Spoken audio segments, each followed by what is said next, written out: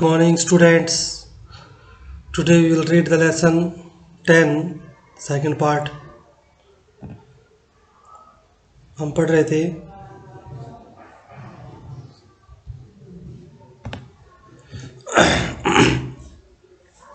बहुत सारे ऑपरेशन हम उसके ऊपर कर सकते हैं स्प्रेडशीट के ऊपर, ठीक है। एंटरिंग डाटा इन वर्कशीट में डाटा कैसे एंटर करेंगे। Number and formula are collectively known as values. Number और जो फॉर्मूला होता है उसको हम कलेक्टिवली क्या बोलते हैं, वैल्यूज कहते हैं। और only values can be use in calculation, और कैलकुलेशन में केवल उनकी वैल्यूज को ही यूज कर सकते हैं हम। क्लियर। कहते हैं any type of data numeric, alphabetic, non numeric और formula can be entered in worksheet by typing. Type करके हम अल्फाबेटिक, न्यूमेरिक, नॉन न्यूमेरिक और फॉर्मूला एंटर कर सकते हैं वर्कशीट में टाइप करके। To enter data in a cell, firstly place the cell pointer और the desired cell.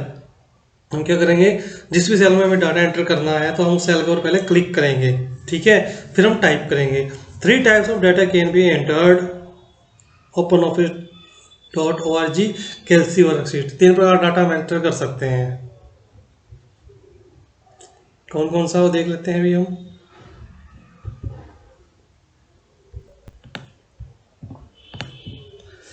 Number, text and formula, ठीक है।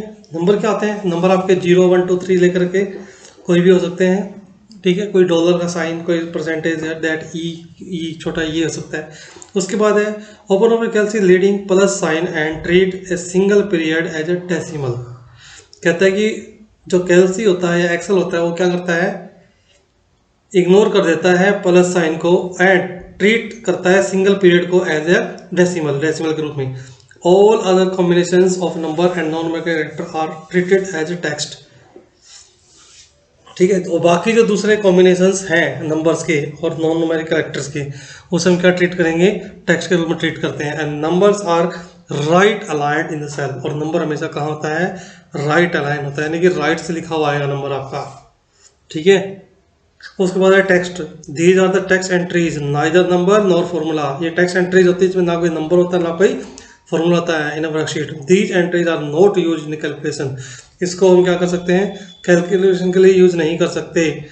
इन OpenOffice.org Calc text in any combination of number, space and non numeric character.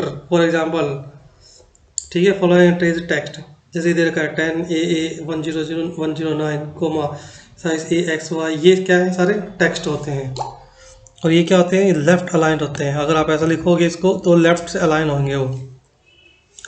Formula क्या होता है, a formula is a sequence of value, cell address, name, function और operations in a cell that produce a new value for existing values. कहता है formula जो होता है sequence of cell होता है, सेल का सीक्वेंस होता है, सेल एड्रेस का सीक्वेंस होता है, सेल एड्रेस, नाम, ऑपरेशंस का सीक्वेंस होता है, ठीक है।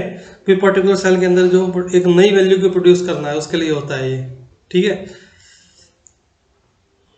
These are the entries that describe the relationship among cells and generally are structured to calculate, manipulate with the number of text।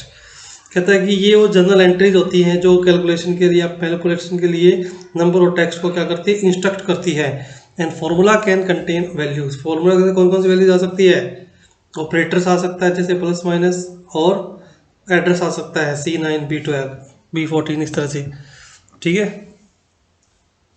Formula start with equal sign, हमेशा जो formula start होगा आपका किससे होगा, वो इक्वल टू साइन से start होगा।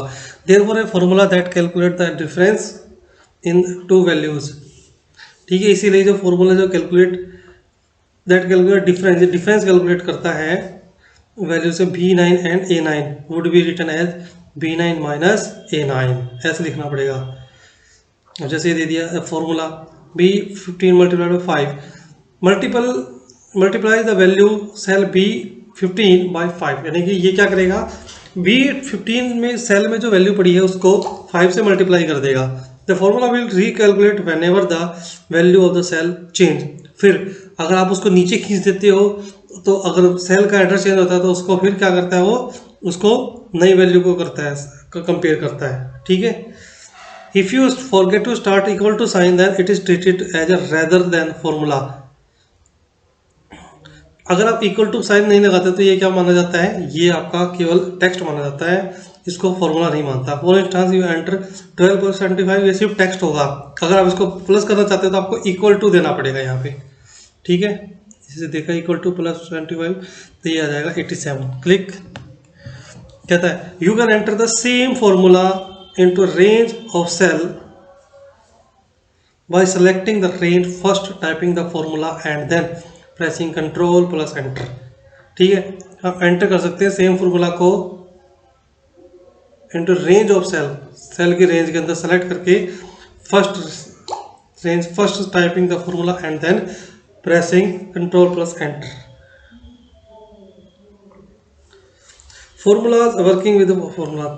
Formulas are the entries in the worksheet that define the relationship of two or more cells. तो ये फॉर्मूला जो होते हैं वो एंट्रीज होती हैं वर्कशीट में, दैट डिफाइन करती है वो रिलेशनशिप ऑफ टू और मोर सेल्स, दो और दो से ज़्यादा सेल के बीच में रिलेशनशिप को डिफाइन करती है। Sometimes a cell value depend upon the other cell, कुछ सेल की वैल्यूज होती है कभी कभी वो दूसरी सेल पर डिपेंड करती है। ठीक है, तो dependency is depicted through formula. Let us consider bill as, देखो ये QTY दिया इसने, column value dependent upon two other columns price and QT, देखो प्राइस और क्वांटिटी है। ठीक है, is equal to price multiply quantity. If the price और क्वांटिटी चेंज, अगर प्राइस और क्वांटिटी चेंज होती है तो वैल्यू भी चेंज हो जाएगी। जैसे यहाँ दिया देखो वैल्यू X, प्राइस 20 है और क्वांटिटी 5 है, तो उसको मल्टीप्लाई किया 100 हो गया। अब यहीं जैसे फॉर्मूला नीचे खींचेगा ये, ठीक है, तो क्या आ जाएगी, ये वैल्यू अपने आप चेंज हो गई, ये वैल्यू थोड़ी रही। 35 तो 2 होगी तो 70 हो गया, 15 पर 4 तो 60 हो गया। तो दैट मीन्स क्या है, ये वैल्यूज डिपेंड हो जाती है। क्लियर।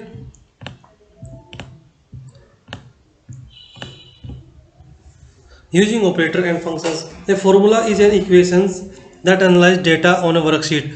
ठीक है, जो क्या एनालाइज करती है, डेटा को, वर्कशीट के ऊपर जो डेटा होता है उसको एनालाइज करती है। कौन, formula equations. Formula perform various operation such as addition, multiplication, division, comparison. ठीक है, फॉर्मूला क्या परफॉर्म करता है, addition, multiplication, division and comparison, ये चीज परफॉर्म करता है वर्कशीट पे।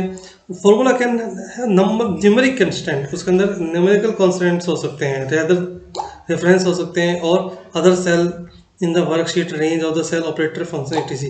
कहते हैं you have read about the operators, operators के बारे में पढ़ लिया, क्या होते हैं ये, साइन होते हैं। ठीक है, before working the formula it's important to understand cell referencing technique. Cell referencing technique कितनी होती है, कहते हैं कि as you know each cell in the worksheet has a unique address, प्रत्येक सेल का एक एड्रेस अलग अलग होता है। तो कॉम्बिनेशन जो होता है, the combinations of its intersecting column and rows when a cell is referenced to formula, जब हम सेल को रेफर करते हैं फॉर्मूला में, इट इज रिटर्न स्टाइल, उसकी राइटिंग स्टाइल डिटरमाइन करती है कि how the cell will reference during the calculation में किस प्रकार से वो सेल जो है वो रेफर की जा रही है। There are the 3 cell referencing, ये 3 प्रकार की रेफरेंसिंग होती है। पहले रिलेटिव है, फिर दूसरा एब्सोल्यूट है, और तीसरा मिक्स्ड है।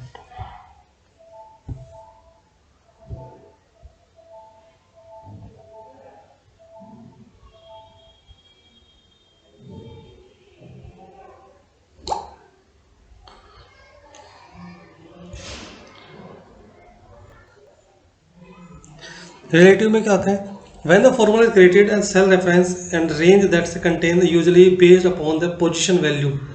ठीक है, to cell containing, let us see how, consider the same worksheet as here the cell E6 contain the formula this।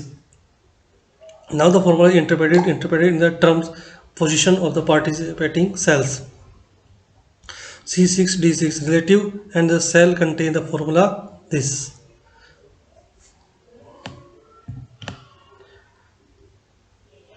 देखो इसने बोला क्या है, ये बोलता है कि ये पोजीशन के हिसाब से, इसके अंदर रिलेटिव रेफरेंस में कहता है पोजीशन के हिसाब से सेट होता है फॉर्मूला। मान लो जैसे इसने फॉर्मूला कहाँ पे लगाया है, इस पे लगाया है C6 और D6 पे।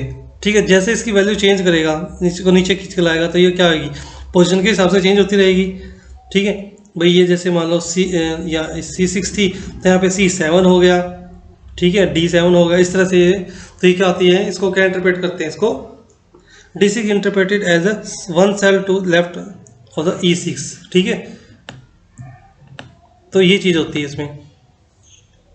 जब आपको क्वेश्चन से अच्छे